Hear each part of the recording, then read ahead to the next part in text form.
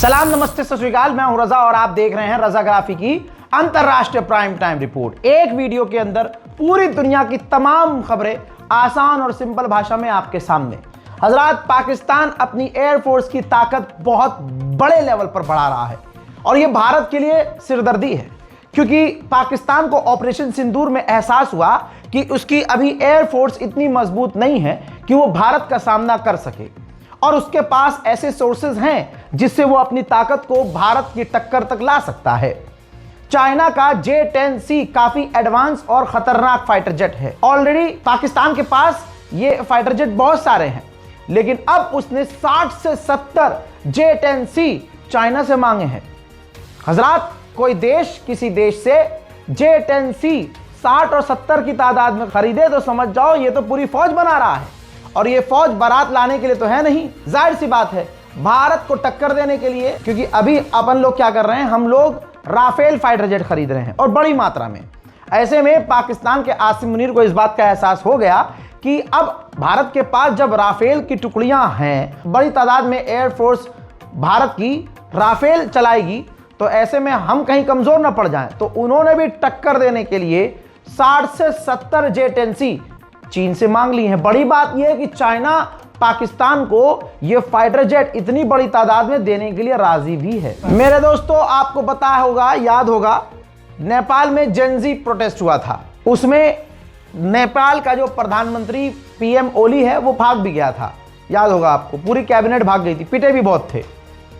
दोस्तों, अब जब वहां का एक रैपर, एक गायक, 30-35 साल का नौजवान बन गया प्रधानमंत्री, जिस दिन शपथ ली अगले दिन उसने पूर्व प्रधानमंत्री और गृह मंत्री को गिरफ्तार करवा लिया। सारे पाप की सजा अब मिलने वाली थी।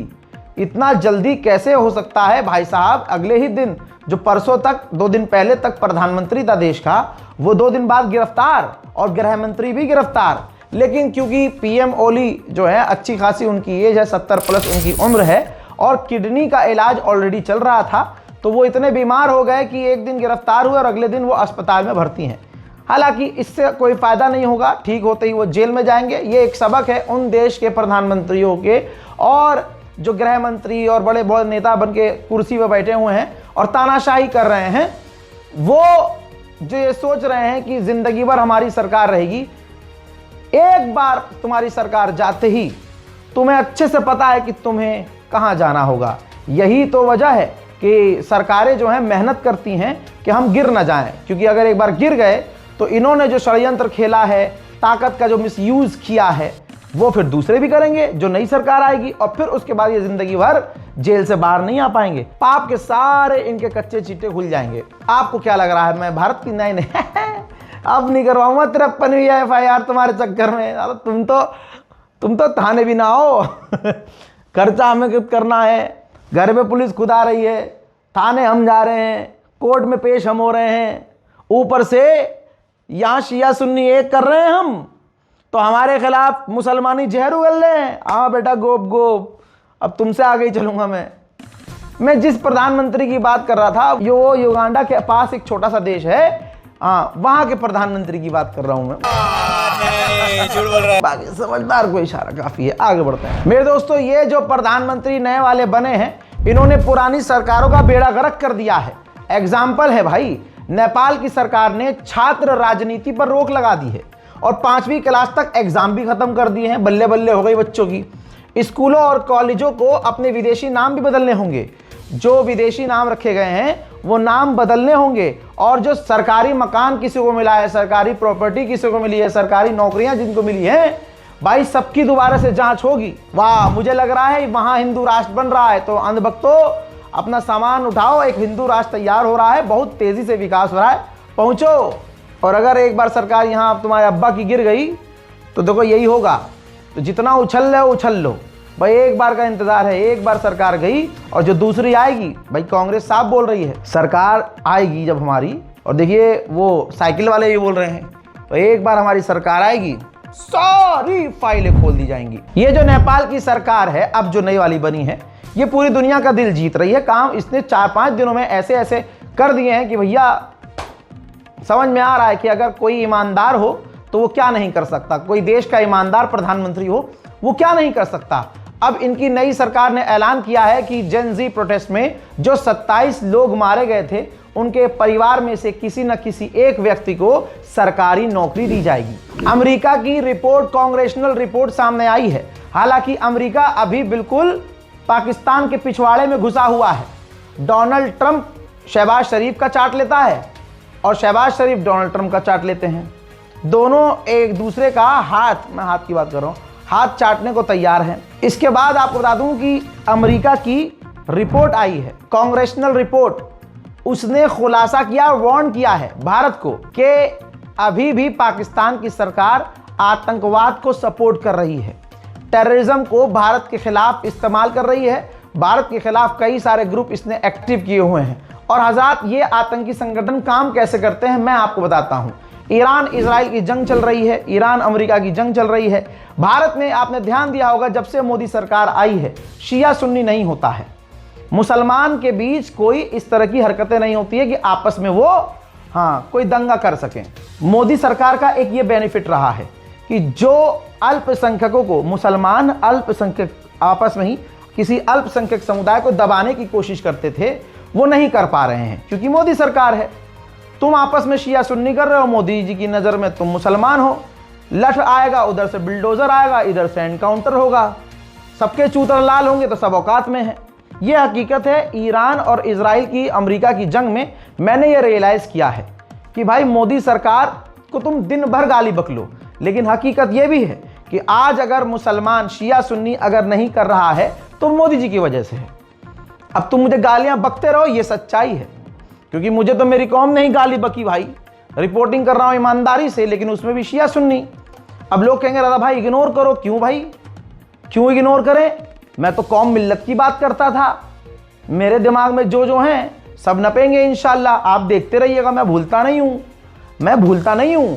अब सुनिए, आतंकी संगठन पाकिस्तान में एक्टिव हैं और भारत के खिलाफ काम कर रहे हैं।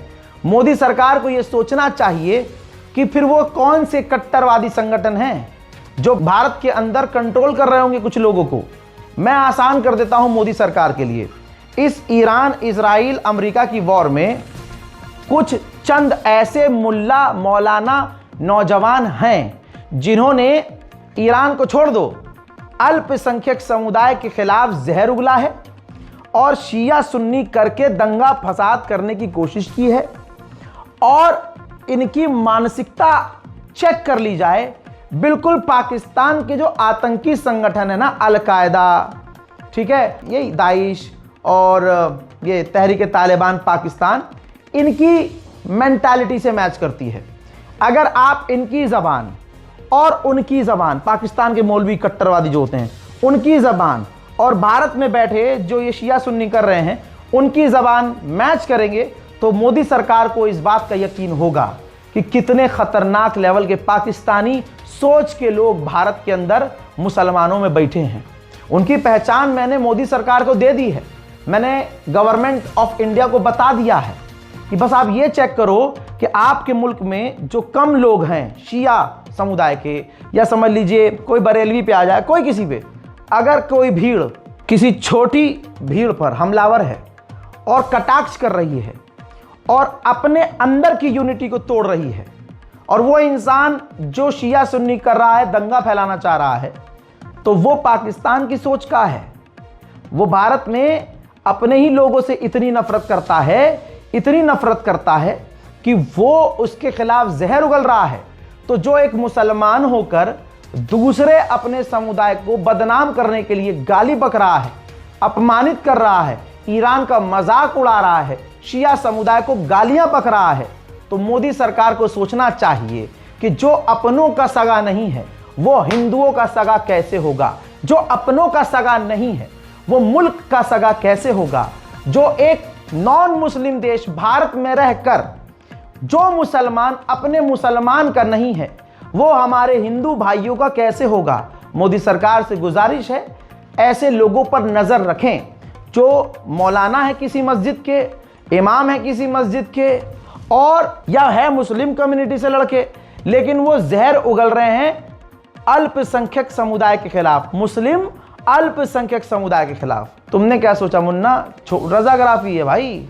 जितने लोगों ने शिया सुन्नी की है सबके घर पर क्राइम ब्रांच न पहुंचा दी तो रजाग्राफी नाम नहीं। हल्के में ले रहे हो। गली में बदमाशी नहीं करता मैं, यहाँ भीड़ लेके जाऊँ बदमाशी करूँ, किसी को धमकी दूँ ऑनलाइन, ना ना ना ना ना। संविधान इतना अंदर डलवाऊंगा तुम्हें जो शिया सुन्नी कर रहे थे कि बाहर आने के लिए 10 साल तरसोगे। कतर का हरामीपन देखिए। भारत का एक रिटायर्ड आर्मी नेवी ऑफिसर, कई ऑफिसर वहां गए, उनकी गलती ये थी, वो भी गलत थे। किसी के कहने पे हमें नहीं मालूम, रिपोर्ट में क्लियर नहीं है, वो वहां कतर में जासूसी कर रहे थे या नहीं कर रहे थे। कतर ने इल्जाम लगाया, जेल में डाल दिया, जिंदगी भर के लिए उम्र कैद सजा सुना दी। जैसे तैसे मोदी सरकार ने बात किया, 4 से 5 लोग आजाद हो गए, लेकिन जो आखिरी व्यक्ति था आजाद वो भी हुआ था। छूटने के बाद कतर की पुलिस ने दोबारा उसे गिरफ्तार कर लिया। अब वो आजाद है, कोर्ट पेपर में वो आजाद है, लेकिन अभी भी कतर ने उसे जेल में ठूसा हुआ है। अब उनका परिवार यहां भारत में परेशान हो रहा है और मोदी सरकार से कम 50 मरतबा कह चुका है कि आप प्लीज बात कीजिए और हमारे घर के इस व्यक्ति को छुड़वाइए, आजाद करवाइए। अच्छा, ये मोदी जी कर नहीं सकते क्या? कर सकते हैं।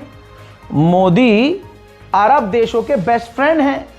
2 कॉल पर सारी कहानी ठीक हो जाएगी। बस यहां पर मैं फिर से मोदी सरकार से गुजारिश करूंगा कि इन अरबों पे भरोसा मत करना कि ये हिंदुओं के सगे होंगे। ये मुसलमानों के सगे नहीं तो हमारे हिंदू भाइयों के क्या सगे होंगे। सीधी जबान में बात कीजिए, हमारा भारत का व्यक्ति है, अगर उस पर क्रिमिनल चार्जेस हैं, उसने कुछ गलत किया है तो भारत का संविधान ऊपर है भाई। हमारे भारत का संविधान दुनिया के सारे संविधान से ऊपर है, क्योंकि ये सारे संविधानों के, दुनिया के सारे संविधानों के बेस्ट पॉइंट को लेकर बनाया गया है। अगर पढ़े लिखे हैं आप लोग तो आपको पता है कि भारत का संविधान कैसे बना है। तो अगर उसने कुछ गलत किया है आप उसे भारत लेके आए, भारत के अंदर जो कार्रवाई होगी आप भारत के अंदर कानूनी रूप से कार्रवाई करनी है करवाइए। मोदी सरकार से गुजारिश है कि जल्द से जल्द अपने कतर में फंसे हुए नौसेना के रिटायर्ड अधिकारी को आजाद करवाया जाए। मेरे दोस्तों, श्रीलंका की हालत बिल्कुल खराब है। ऐसे में भारत ने श्रीलंका को बड़ी मुश्किल से निकाला और 38,000 मैट्रिक टन तेल दिया। हजरात सोचिए कितनी बड़ी मुसीबत में श्रीलंका था, लेकिन श्रीलंका भी भारत से, मोदी जी बुरा मान जाएंगे लेकिन मैं सच बोलूंगा भाई, ये श्रीलंका जिसकी भारत हमेशा मदद करता है, ये साला मौका मिलते ही चीन की गोद में बैठता है।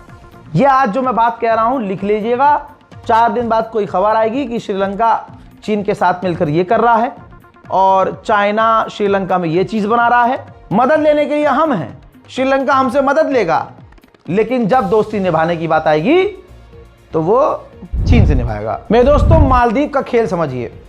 यूके ने मॉरिशस के एक आइलैंड पर कब्जा किया हुआ है और उस आइलैंड पर अमेरिका का बेस है। यूके को अपने गुनाहों का एहसास हुआ कि हमने भाई कब्जा किया हुआ है। उसने फैसला किया कि हम मॉरिशस को उसका ये बेस दे देंगे, उसका ये आइलैंड दे देंगे। अमेरिका भड़क गया। डोनाल्ड ट्रंप ने कहा कि भैया उस पर हमारे अमेरिका के बेस हैं, वो तुम आइलैंड अगर मॉरिशस को दे दोगे तो हमें तो दिक्कत आएगी, तो वो देना मत। तो ब्रिटेन चुप हो गया, ठीक है भाई हम मॉरिशस को ये आइलैंड नहीं दे रहे हैं। बीच में कूदा मालदीव। मालदीव ने कहा कि ये आइलैंड आप हमें दे दो, हम अमेरिका के बेस को यहाँ रहने देंगे, बल्कि अमेरिका को अगर और चीज़ों की ज़रूरत होगी हम यहाँ पर अलाउ करेंगे। आप देख रहे हो लुटास मची है। तीसरा, मालदीव का कोई काम नहीं है, लेकिन लुटास देखिए आप दुनिया में क्या मची है। हजरात, जो अमेरिका है इस वक्त, जो ट्रंप की सरकार है, ये भारत के लिए बहुत बड़ा खतरा है। आज मैं जिंदा हूँ, कल मैं मर जाऊँ, आज मैं बना रहा हूँ वीडियो, कल ना बना पाऊँ। याद रखिएगा कि एक पत्रकार था हिंदुस्तान में, उसने मोदी सरकार के मुंह पे कहा था कि तुम्हारी इतनी हिम्मत नहीं हो रही है कि ट्रंप को मुंह पर जलील कर सको, और ये ट्रंप की सरकार आपकी दोस्ती पर थूक चुकी है, आपके अंधभक्तों पर थूक चुकी है, आपके कैरेक्टर पर सवाल उठा चुकी है और कई तरह के शक पैदा कर चुका है। डोनाल्ड ट्रंप कह चुका है कई मरतबा ये बयान में कि मैं मोदी का करियर खराब नहीं करना चाहता। अबे मोदी है वो, मोदी औकात में रहकर बोल। वो मोदी जिसने पूरे भारत के नौजवानों का करियर, समझ रहे हो, बोलूंगा नहीं, एक और एफआईआर नहीं चाहिए, बढ़िया कर दिया है, बढ़िया कर दिया है। तू मोदी का करियर खराब करेगा हैं? लेकिन ये हमारे लोग नहीं समझ रहे हैं, भारत के अंधभक्त समझ नहीं रहे इस चीज को कि वो उसे ताऊ माने बैठे हैं। इसी डोनाल्ड ट्रंप की सरकार ने हमारे जितने दुश्मन हैं सबसे हाथ मिलाया है। देखिए पाकिस्तान में घुसा हुआ है डोनाल्ड ट्रंप, ठीक, और जितने भी भारत के खिलाफ वाले, अब नेपाल है, नेपाल में जो सरकार बनी है अमेरिका का समर्थन उसे हासिल है। म्यांमार में अमेरिका घुस गया है। इधर आ जाओ बांग्लादेश, जो हमारे लिए सबसे बड़ा सरदर्द बन रहा है। रिपोर्ट देखो अपनी स्क्रीन पर। अब बांग्लादेश जो हमारे लिए सबसे बड़ा सरदर्द है, देख लो रिपोर्ट, बांग्लादेश का आर्मी चीफ अमेरिका जाने वाला है। तो जाहिर सी बात है अमेरिका जाएगा और बुलाया गया है, तो जाहिर सी बात है अमेरिका इससे क्लोज हो रहा है, करीब हो रहा है। दूर किससे हो रहा है?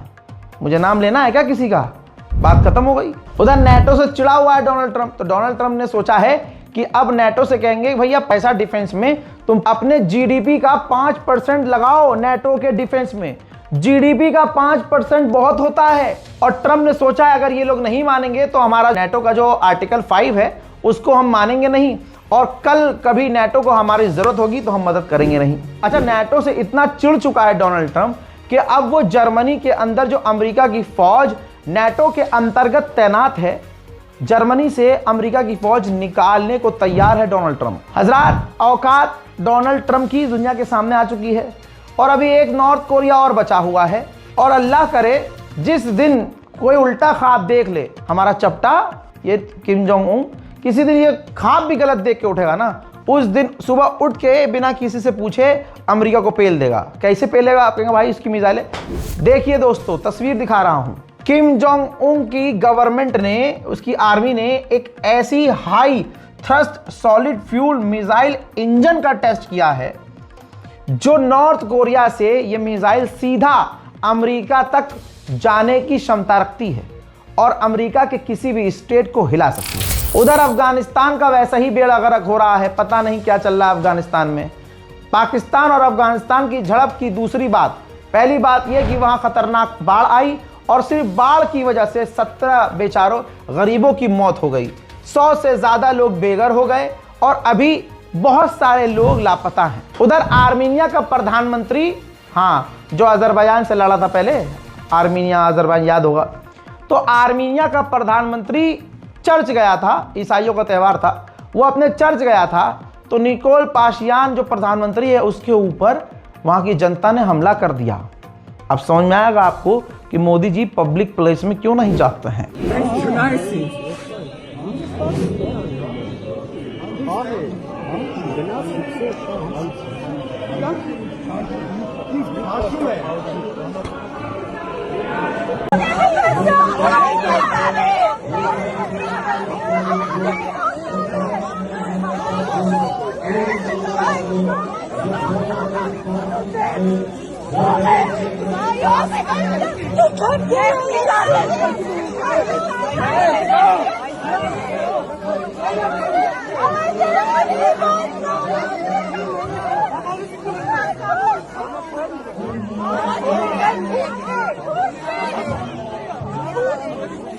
चाइना ने अपना लेटेस्ट सबसे खतरनाक ड्रोन टेस्ट किया है।